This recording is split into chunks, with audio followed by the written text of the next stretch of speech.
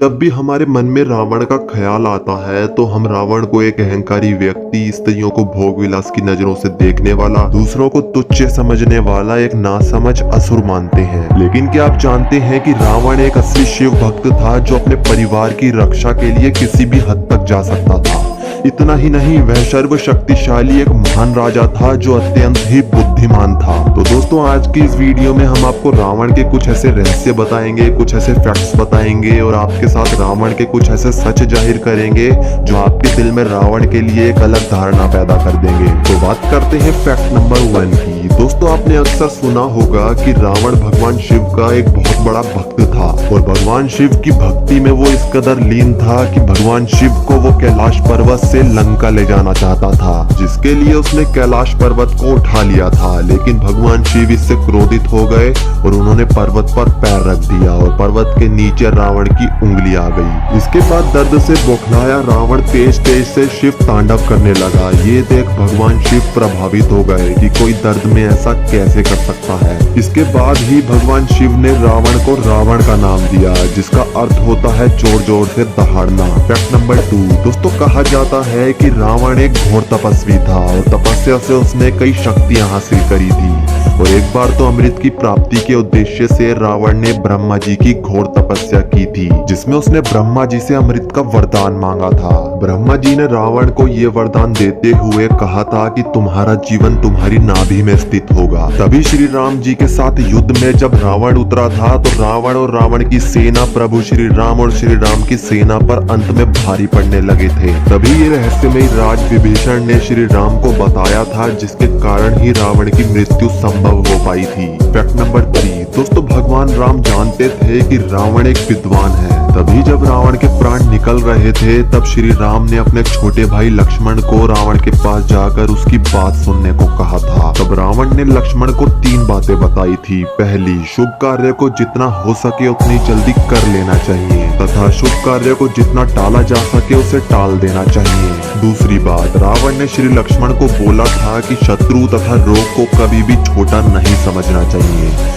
छोटे से छोटा रोग भी प्राण के लिए घातक साबित हो सकता है तथा छोटे से छोटा शत्रु भी सर्वनाश कर सकता है। रावण ने श्री राम, लक्ष्मण और उनकी वानर सेना को तुच्छ समझा था और वही रावण की मृत्यु का कारण बने। तीसरी बात, रावण ने लक्ष्मण को कहा था कि अपना कोई भी गुप्त राज किसी को बताना नहीं चाहिए, चाहे आपका कोई कितना भी प्रिय हो। अगर कोई अपना राज किसी के आगे प्रकट कर देता है तो उसके लिए वह मुसीबत बन सकता है। रावण के नाभि में अमृत कुंड का रहस्य रावण ने विभीषण के आगे प्रकट कर दिया था, जो बाद में उसकी मृत्यु का कारण बना। Fact number 4। रावण का पिता एक ब्राह्मण था और उसकी माता एक राक्षसनी। तभी रावण के पास ब्राह्मणों जैसा दिमाग था और राक्षसों जैसी शक्ति। वाल्मीकि रामायण के अनुसार रावण कुल सत्य मुनि का पोता था, अर्थात उनके पुत्र विशर्वा का पुत्र था। विशर्वा की वरवर्णिनी और कैकसी नामक 2 पत्नियां थी, जिसमें से कैकसी ने अशुभ समय में गर्भ धारण किया था। इसी कारण से उसके गर्भ में रावण और कुंभकर्ण जैसे क्रूर स्वभाव वाले भयंकर राक्षस उत्पन्न हुए। तो इस तरह रावण का जन्म हुआ, जिसका अंत भगवान श्री राम के हाथों हुआ। Fact number 5। दोस्तों, रावण एक बेहद ही बुद्धिमान और मायावी असुर था, जिसने अपनी बुद्धिमानता और बल से कई देवों को हराया।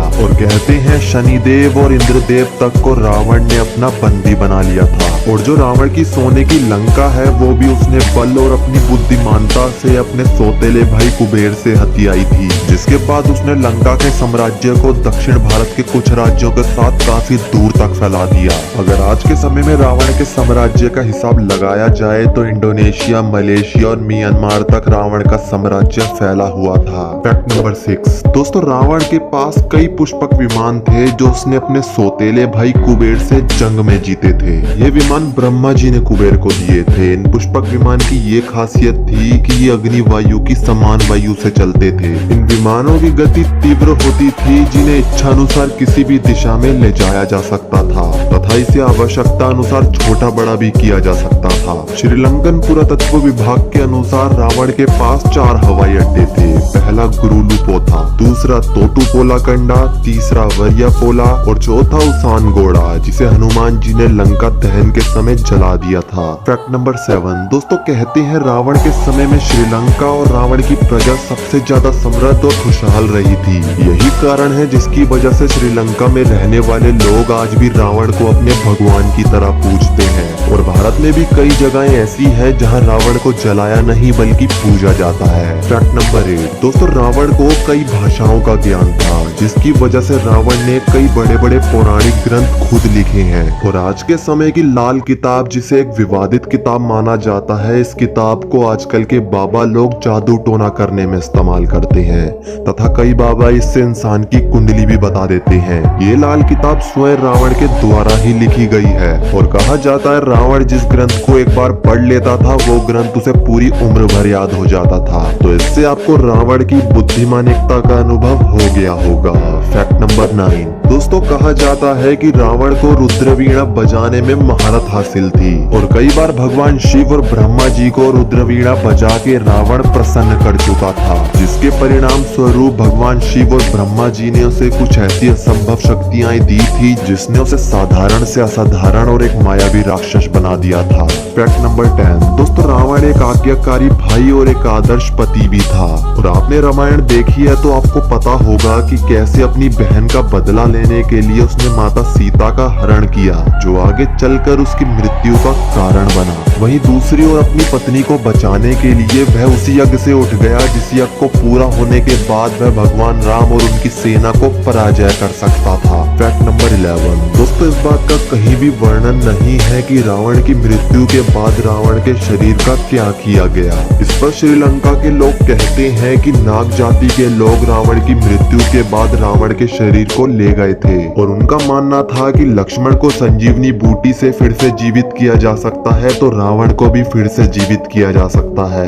लेकिन ऐसा नहीं हो पाया। इसके बाद नाग जाति के लोग रावण के मृत शरीर को कोलंबो से 158 किलोमीटर दूर रंगाला में ले गए और वहां उन्होंने रावण के शरीर को एक ताबूत में बंद कर दिया।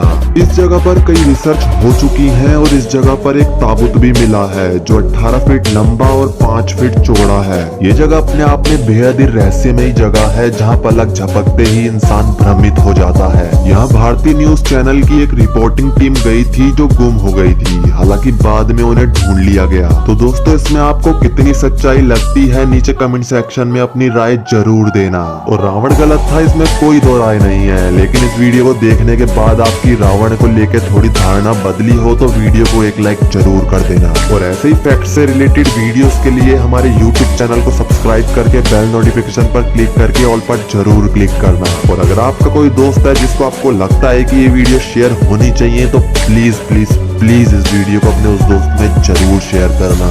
तो आते हैं नेक्स्ट वीडियो में, तब तक के लिए बाय बाय।